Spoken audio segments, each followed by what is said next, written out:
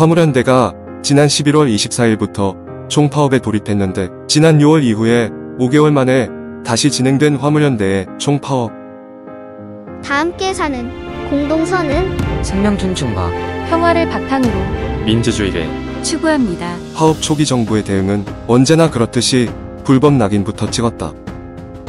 파업 첫날부터 불법 파업 운운하더니 이틀째부터 파업의 부정적 파급 효과가 언론에 쏟아졌다. 소주가 유통되지 않아 마트에서 구입하기 어렵다. 시멘트 업계는 멈췄다. 철강 업계도 생산을 중단해야 한다. 물류대란, 경제 손실 등의 보도로 넘쳐났다. 산업동상자원부는 이번 파업으로 입은 손실은 몇 조라니 몇 천이라니 보도가 넘쳐난다. 화물 노동자 파업을 보며 생각한다. 정말 우리의 세계는 서로 연결되어 있구나. 우리의 노동은 어느 하나도 소중하지 않는 것이 없구나. 사업을 경영하지 않는 보통 사람에게도 파업의 여파는 느껴졌다. 한지인은 소주를 좋아하는데 화물 파업을 지지하기 때문에 소주를 조금만 마시겠다는 말을 농담처럼 했다. 주류 운송이 되지 않아 편의점 업계는 소주 재고가 모자라 소주 파동에 대비한다고 했다. 하이트 진로의 소주 생산량 70%가량을 담당하는 이천 청주 공장에서 파업을 시작하며 운송이 어려워졌기 때문이다. 정부와 언론과 달리 나는 파업의 긍정적 효과가 더 느껴졌다.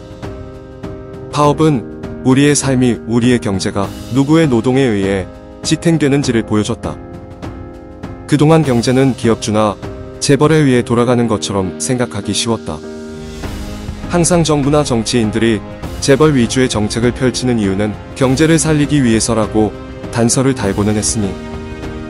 그러나 이번 파업으로 화물 노동자가 없으면 우리는 소주를 먹을 수도 없고 건물을 지을 수도 없음을 깨닫는다. 그렇다.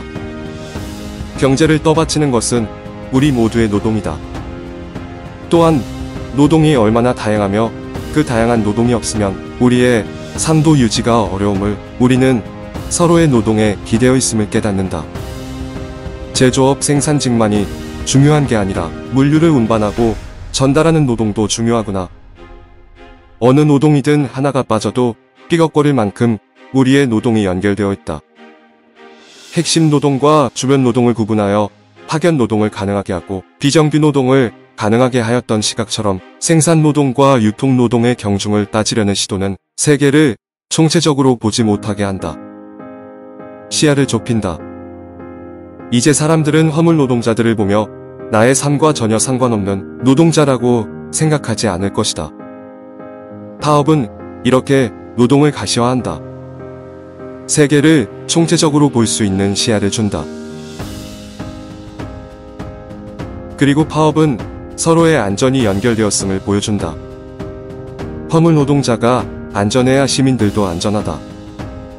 화물 노동자들이 파업을 하며 내건 요구는 안전운임제를 폐지하지 말고 확대하라는 것이었다. 파업이 아니었다면 우리는 안전운임제가 무엇인지, 그들이 어떻게 노동하고 생활하는지 몰랐을 것이다. 파업을 하면서 언론은 그들의 목소리를 실었다. 시민들은 안전운임제 무엇인지 알게 되었다. 2019년 한국교통안전공단의 발표에 따르면 고속도로에서 발생한 교통사고 사망자 229명 중 화물차로 인해 발생한 사망자가 116명으로 절반이 넘는다. 그리고 2018년 경찰 발표에 따르면 고속도로 교통사고 사망자의 52%가 화물차 운전자다. 더 안타까운 것은 화물차 사고의 원인 49%가 졸음운전이라는 사실이다. 화물 노동자 대부분 평균 13시간 운전한단다. 그렇게 해야 300만원의 수입을 마련할 수 있다. 게다가 화주나 회사가 일방적으로 과적이나 도착 시간을 정하는 경우도 있어 계약을 유지하려면 어쩔 수 없이 과속과 과적을 하게 된다고 한다. 누구에게도 일방적인 희생을 감내하라고 요구해서는 안 된다. 안전운임제를 시행하는 철강업계의 매출액이 상향인데 그걸 운반하는 노동자들은 생존을 위해 목숨을 걸어야 하는 다단계 유통 체계는 부당하지 않은가. 화물 운송 시장을 투명하게 하여 운송사 주선사의 중간 착취를 막아야 한다. 누군가의 배는 점점 부풀어 오르는데 누군가는 목숨을 걸어야 하는 불평등한 구조는 바뀌어야 한다. 그것은 결국 모두의 희생을 불러온다. 교통사고는 화물 노동자만이 아니라 고속도로를 타는 모든 시민의 안전도 위협하지 않는가. 몇 년 전 고속도로에서 운전하던 새언니는 앞에 가던 화물 차량의 철근이 나와 본네트를 부시는 아찔한 사고를 당한 적이 있다. 몇 센티미터만 더 날아왔어도 차 창문을 깨뜨려 인명사고를 부를 수도 있었다. 과적이 부른 사고다. 화물 노동자의 안전이 시민의 안전이다. 우리는 각종 재난 참사를 겪으며 코로나19라는 공중보건위기를 겪으며 서로의 노동에 기대어 있을 뿐 아니라 노동자의 안전을 지키는 것이 시민의 안전을 지키는 일임을 깨달았다. 불안한 노동은 불안한 서비스를 낳고 불안한 시설을 만들기 때문이다. 그러하기에 안전운임제를 법제화하는 것은 국가의 책무다.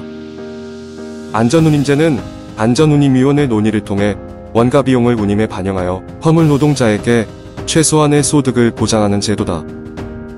최소 소득 보장으로 안전을 지키자는 것이다. 실제 안전운임제 시행 이후 71%에 달하던 화물 노동자의 졸음운전 경험은 제도 시행 이후 53%로 감소하였으며 과적 경험은 24.3%에서 시행 2년차 9.3%로 감소하였다. 월 근로시간이 5.3% 감소해 과로, 과속의 위험이 줄어들었다고 한다. 안전의 시한이 있을 수 없다. 안전운임제가 만료일이 올해다. 그 전에 법제도를 정비하는 것은 정부와 국회의 역할이다. 화물 노동자의 현실을 알게 된 만큼 이제 물류대란이라는 언론의 프레임은 바뀌어야 한다. 화물 노동자에게 안전운임이 보장되지 않는다면 도로는 안전사고가 끊이지 않는 죽음의 도로가 될 것이라는 점이 강조되어야 한다. 안전대란을 막기 위한 파업이라고 강조되어야 한다. 시민들에게 물류대란이 아니라 안전대란을 막기 위한 싸움이라고 설명되는 사회가 오기를 기대해본다. 그러나 정부는 화물 노동자들의 파업을 불법으로 몰며 40여 명이 넘는 사람들을 체포했다. 구속수사를 받는 사람들도 생겨났다. 그뿐만이 아니라 파업의 효과를 떨어뜨리기 위한 각종 조치를 발표했다. 심지어 국토부가 지정하는 대체수송 차량에는 고속도로 통행료도 면제한다는 발표까지 했던 것을 생각하면 정부가 파업을 헌법상의 권리로 보는지 묻지 않을 수 없다. 이제 국토부와의 협의가 끝난 만큼 파업권을 제한하며 체포했던 화물 노동자들을 석방해야 마땅하다. 나아가 더 이상 헌법과 노동법에 명시된 파업이 불온한 것으로 취급되지 않는 나라를 꿈꾸어 본다. 아니, 불온한 것들이 죽음을 멈추려는 파업에 박수를 치며 생명을 존귀하게 여기는 세상을 만들기를 감히 꿈꾼다. 다 함께 사는 공동선은 생명 존중과 평화를 바탕으로 민주주의를 추구합니다.